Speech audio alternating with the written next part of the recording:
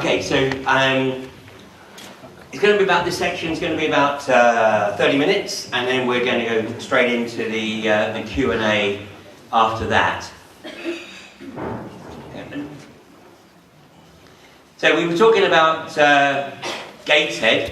This is Mark Steele, and Mark has been very much on point in Gateshead. In fact, it's a credit to Mark that he was probably one of the first people in the country. He's an engineer, an inventor, and he's probably one of the first people to really start addressing this with his local authority.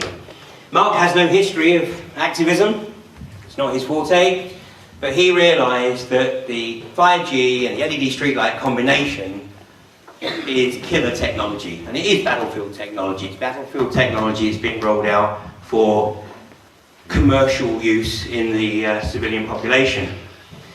So he has been challenging Gateshead Council. He gave a presentation to Gateshead Council back in, I think it was November of 2017.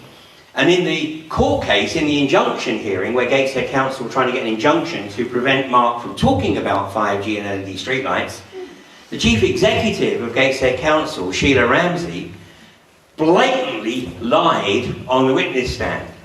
And she said in her evidence that when Mark Steele came to talk to Gateshead Council, he was very aggressive.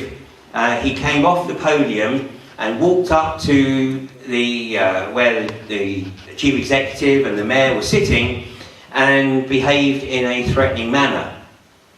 Unbeknown to the chief executive, Mark had submitted as evidence video footage of his presentation to Gateshead Council. And it's very clear from the footage that at no point did Mark get aggressive, at no point did he leave the podium, at no point did he approach the chief executive or the mayor and act in a threatening manner. And even the judge himself basically went as far as he could to declare his concern that the chief executive of the council seemed to have some difficulty recollecting detail. Had it been a criminal case, it was a civil case, had it been a criminal case, then basically the judge would have been quite possibly minded to suggest that she should recognise that she was perjuring herself. But because it was a civil case, he let it roll. So Mark has been getting the word out in the local media, and of course this is what really frustrates the local authorities, because they just don't want to answer the questions. And the judge ruled, he said the 5G risk must be debated. I'm going to share some of the quotes that I took, because I acted as Mark's Mackenzie friend in the initial hearings. And the judge said, I'm not going to give you a gagging order, I'm just going to ask you to behave yourself. Because Mark is a very passionate Geordie. And when he's trying to get his point across, then he makes it passionately. And this is what the Gateshead councillors were interpreting as harassment. And here's some of the quotes that I took down over just one day of the hearing. This is Judge Nolan. He said, Mr. Steele is entitled to inform the public. I think this is very much a matter in the public interest.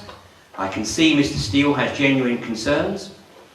I can see Mr. Steele is very knowledgeable in this matter. Now, the judge didn't just make those observations randomly. Mark had prepared a very comprehensive bundle with not all, but with a good selection of the relevant academic, scientific studies that flagged concern about this technology.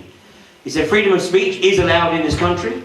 There is nothing wrong with the defendant's campaign as long as it is legal, and he is just getting up the council's nose. I'm not going to stop Mr. Steele's campaign, he just needs to behave himself, and this is democracy in action. Now, I'm sure many of you realise, it says here, reserved, all front row. And I'm guessing that these were reserved for local councillors that you invited. Is there any councillors here? One. Excellent. You've got a whole row of seats you can choose from here. Okay, so I'm going to make a generic observation. Please don't take offence, because I readily acknowledge that there are exceptions to the rule. But obviously, having been very much on the front line of activism now for certainly the last 7 years, particularly obviously with fracking, and it is very evident to me that the British political system relies generally on public apathy. In other words, our elected representatives, they want your vote and they want to get into office. And the vast majority of people actually make that move into politics with altruistic intent, with a desire to do the right thing and work for the communities that they've been elected to represent. Unfortunately, in many cases, they very quickly learn that the only way in which they can really be effective is to make compromise. And obviously, you know, it depends on the individual councillors how far they actually compromise their moral compass, if you like. And what is very clear, obviously, as well, is that many councillors are so busy because they have so many issues to address, they really don't have the time, even if they have the inclination, to absorb the level of detail that they really need to get into. And in often case, they're reliant on the counsel they get from, say, the officers. But with 5G, just as with the fracking, most councils have a written constitution. And this constitution is freely available. In many cases, you can simply put in the name of your local authority, put in the constitution, and you will find a PDF document that you can download. Gateshead's constitution, council constitution, runs to nearly 300 pages. And within that constitution, it's very, very clear. It lays out the roles and responsibilities of the council officers and of the individual councillors. And it's a legal document, it's a legally binding document. And it spells out who has responsibility for the health, safety, and the general well-being of the residents of that community. But then that's countered by the government's own guidelines to councillors, and particularly when we come to 5G and the erection of telecom masts, and there is the specific instruction that councils and council officers must not take account of any suggested negative health or environmental effects associated with the telecoms infrastructure. So, as we've discovered, in some cities, councillors are being told just not to engage on 5G, LED streetlights or tree culling. And that was extremely evident in the court cases that ensued recently in Sheffield with the arrests of the tree protesters. So this is what we're up against. You know, councillors are being instructed not to engage on these issues. And if somebody does make a nuisance of themselves, like Mark Steele, they'll find ways to be neutered. Now, Mark has a near neighbour, a guy by the name of Lee Garrett, a young guy, who has been making a very real effort to raise awareness of the dangers of the LED streetlights, because he has one of these LED streetlights put right outside his house. Now, it has a small front garden, and the streetlight is on the curb. As was established, the manufacturer's own documentation states that this streetlight should not be erected within 25 feet of a domestic residence or a building that is used for with any public access. And yet this streetlight is certainly less than 25 metres, and in some cases these streetlights have literally been mounted on the exterior walls of houses. So no post, just the lamp and the 5G transmitter receiver on the top. And the reason that Lee decided he had to get involved was because he couldn't understand why his two young children were constantly getting nosebleeds. And then he spoke to Mark, and Mark explained how these microwave frequencies can impact, particularly on children, and the frequencies breach the blood-brain barrier, and it can trigger random, irregular nosebleeds. So Lee now has to deal with the police coming to his house on a fairly regular basis. If Lee makes any social media post about a 5G or LED streetlight awareness event, the police are phoning Lee, asking him what his movements are, when he's expecting to arrive in town, etc, etc, etc. I mean, this is just flagrant harassment. So there is something, very deep occurring here, and despite this injunction being awarded, not restricting Mark in any way, shape or form from asking questions, simply asking him to behave himself, the council are now seeking to get him committed to jail for breach of that injunction, and they're claiming that he's breached the injunction by sending 2 emails and making a phone call to the Gateshead Council solicitor. And on the basis of that, they're trying to seek his committal to jail. In Cornwall, and in areas like Wales, there's a very, very real opportunity for the community to really make a difference. One of the things that I've learned with the fracking campaign is, and you can probably tell my accent is not from the north of England. I'm originally from Surrey. And fracking has been targeted across the north of England, primarily Lancashire and Yorkshire, and also in pockets across Sussex and Surrey and Hampshire. And I knew right from the get-go that the southeast was going to be the most difficult area to get people motivated.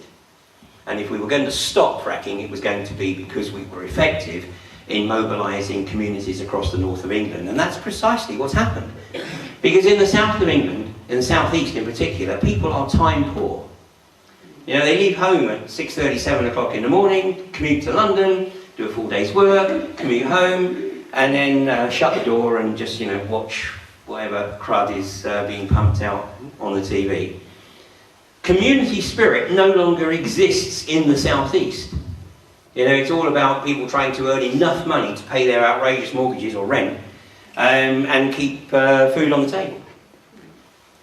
Fortunately, in areas like this, in areas like the north of England and in Cornwall, community still very much exists.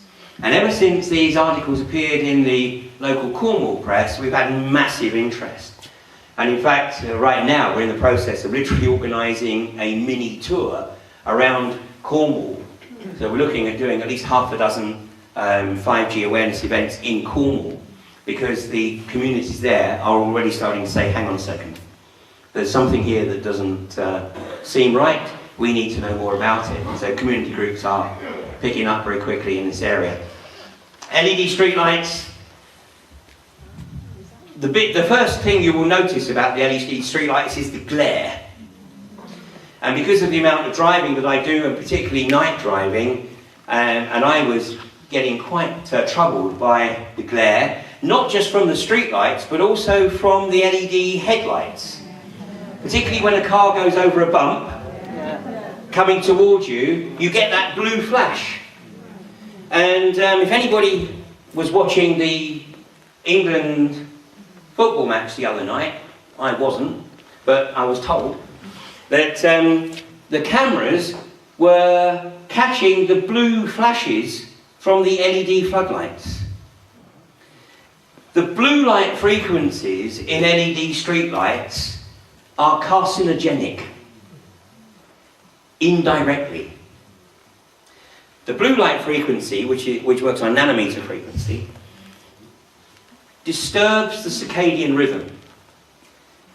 It knocks our sleep pattern for 6. So this is obviously a direct cause of insomnia. But it gets worse. Because a joint study by the University of Exeter and the Barcelona Centre for Global Health, they did 2 control studies in Spain with communities that had implemented the LED street lighting. And what they established was a marked increase in breast cancer in women and prostate cancer in men. Why these 2 cancers? Because these 2 cancers are hormonal. And the imbalance in the circadian rhythm causes hormonal imbalance, which then can trigger breast and prostate cancer. So that's documented by the University of Exeter and Barcelona Institute for Global Health. And of course these are the carriers for the 5G, because the masts on top are all 5G ready. So that's why they're being put closer together. And if you are doing a lot of night driving, if you work at night, if you work as a cab driver or a pizza delivery driver, then the smartest thing you can do in the short term is get yourself a pair of yellow driving glasses, because that breaks down the blue light frequencies. And if you, by the way, if you have an Android phone, if you go into the settings, you will find that there's a blue light filter. And you absolutely need to have that blue light filter activated on your phone. If you haven't got a blue light filter setting on it, you can download an app. And what will happen when you activate the blue light filter, you will see the tone, the colour tone of the screen change. And actually you will immediately, almost immediately notice that it's softer. Because the blue light frequencies give the impression of being quite aggressive, quite hard.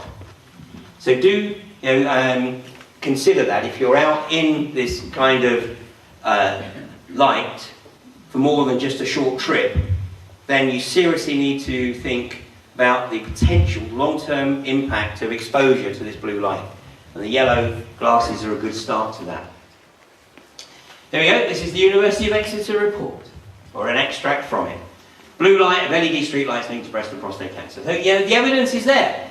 And then when this is raised with Gateshead councillors, their response is, oh, but we've just been told it's safe. Because they are not prepared. Councillors just don't like being put under scrutiny.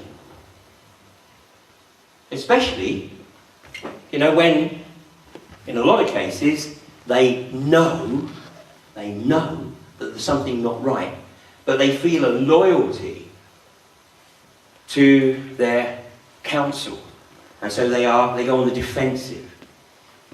Fortunately, there are a few councillors who don't and are prepared to stand up. Now, we haven't found one on Gateshead Council yet, but around the country, we are now working with councillors who are sufficiently concerned to be asking the hard questions.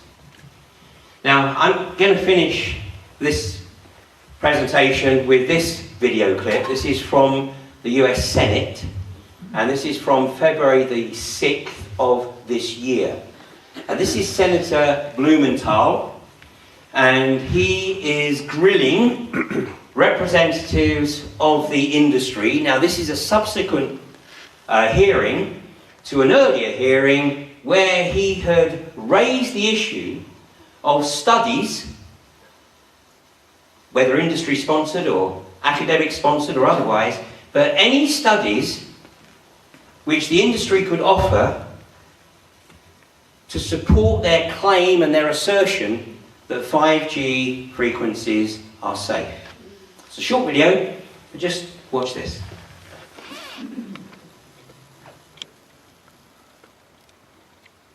We're having this hearing. We've heard from a lot of witnesses from you today and others previously about the very important potential of 5G technology. It promises to bring us a new era of connectivity with internet speeds as much as 5 times faster than what we have today, with much lower latency, and that's all a good thing. But 5G, as you well know, also uses higher frequency waves that don't travel as far and will rely on a network of hundreds of thousands, potentially millions of small cell sites. And the question then is, are there any health implications, any public safety implications to those additional sites that are likely to be located close to homes, schools, workplaces, and closer to the ground? Correct? Correct, Senator. Yes. So In December of 2018, I sent a letter to FCC Commissioner Carr asking him to cite for me recent scientific studies demonstrating the safety of this technology. What research has been done, where has it been published and compiled. He has essentially failed to do so, and just echo the general statements of the FDA, which shares regulatory responsibility for cell phones with the FCC. If you go to the FDA website, pretty unsatisfactory.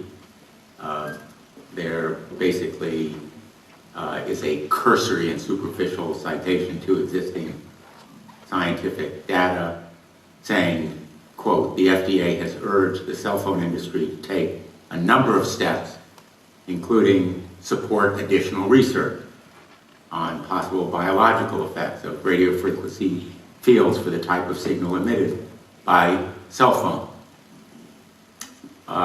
I believe that Americans deserve to know what the health effects are, not to prejudge what scientific studies may show, and they deserve also a commitment to do the research on outstanding questions. So my question for you, particularly Mr. Gillen and Mr. Berry, how much money has the industry committed to supporting additional independent research? I stress independent research. Is that independent research ongoing? Has any been completed? Where can consumers look for it? And we're talking about research on the biological effects of this new technology. Thank you, Senator. And I think, thank you for your focus on the issue. Safety is paramount, and as you alluded to, we rely on the expert agencies, rely on the findings of the FDA and others as to the requirements to keep all of us safe. There are no industry-backed studies, to my knowledge right now. Happy to visit with you as to what opportunities you think there needs to be more studies, and we're always for more science. We also rely on what the scientists tell us. So essentially, the answer to my question, how much money?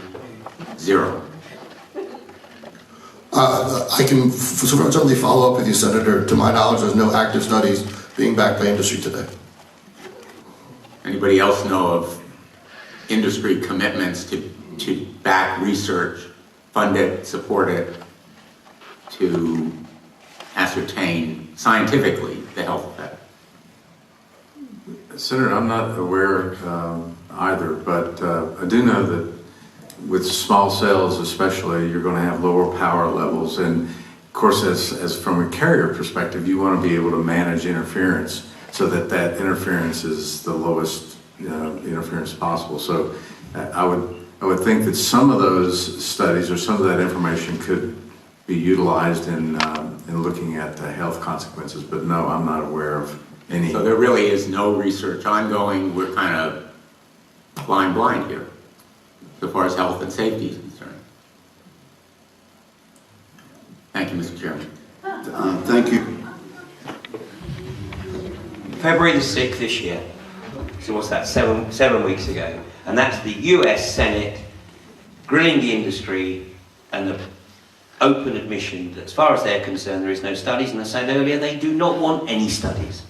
They are very familiar with the work, and I give you one name because this guy has been very much on point in trying to raise awareness of the concerns, and it's Professor Martin Pall, P-A-L-L, Martin Pall. And if you just put his name into the search engine along with 5G, you will see a list of the documents that he has either written or contributed to, which flag up exactly the concerns that Barry Trower, the former British military communications specialist, has been trying to flag up for the past 20 odd years. So, on the basis that the industry is literally trying to make sure that there aren't any independent studies that make their way into the public domain, and the industry is doing everything it possibly can to rush this technology out before people start asking embarrassing questions, Because where they want to get to is they want to get to a situation where the infrastructure is out there, and then they can just say, well, it's too late now. You should have thought of this before we spent all this money on it. But if you're going to shut our infrastructure down, then we're going to look for compensation. And all I can say on that note is thank God that the Transatlantic Trade and Investment Partnership hasn't come into being. Because if it did, that would be a raft of corporate law which would be supra, i.e. above, any national law.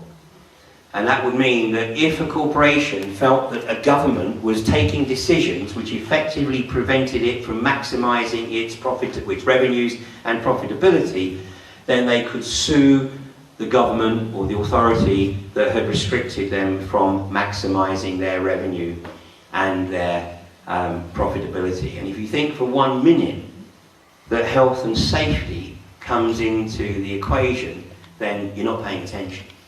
Because Tom Wheeler, who is no longer the chairman of the FCC, but you saw from his presentation in 2016 that he was basically saying we need to get this out there, we're not going to wait for the regulators. Well, he knows why. He knows very well why they need to get it out there before the regulators start taking a real interest in it. And the only way it's going to get taken an interest in is if we create a groundswell of opposition. So that's the last video. So finally then, before we go to Q&A,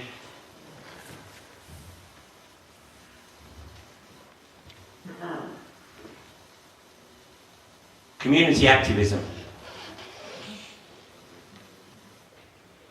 This is absolutely crucial. Anyone who says that we need a national NGO to fight the threat of 5G, they are probably working for the industry.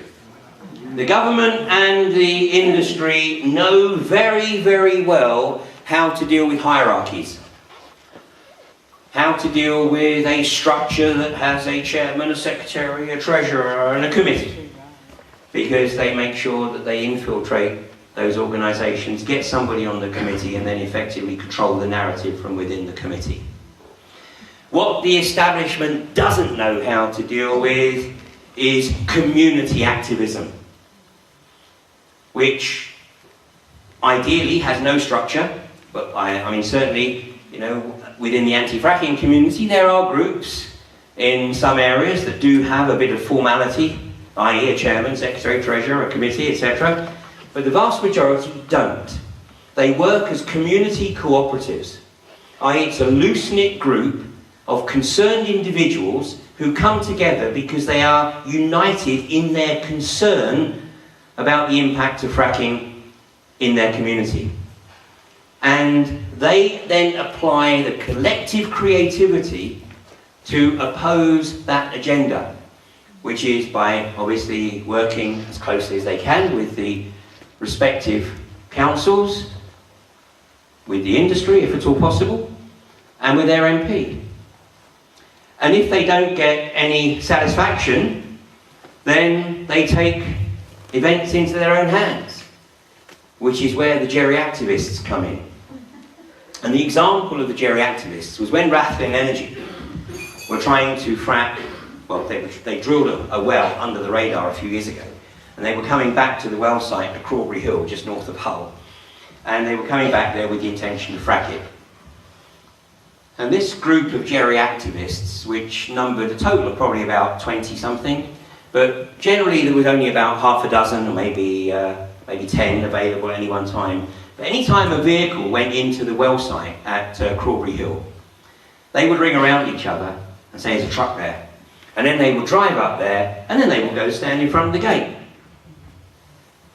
And I have got a wonderful piece of video footage where they were standing in front of the gate, and the police came along and said, ladies and gentlemen, we understand obviously that you're protesting against the fracking here, but actually you can't block this gate, it's obstruction of the highway. And they just stood there and went, yeah, we know. They said, well, I'm going to ask you to move. I said, well, we're not moving. Anyway,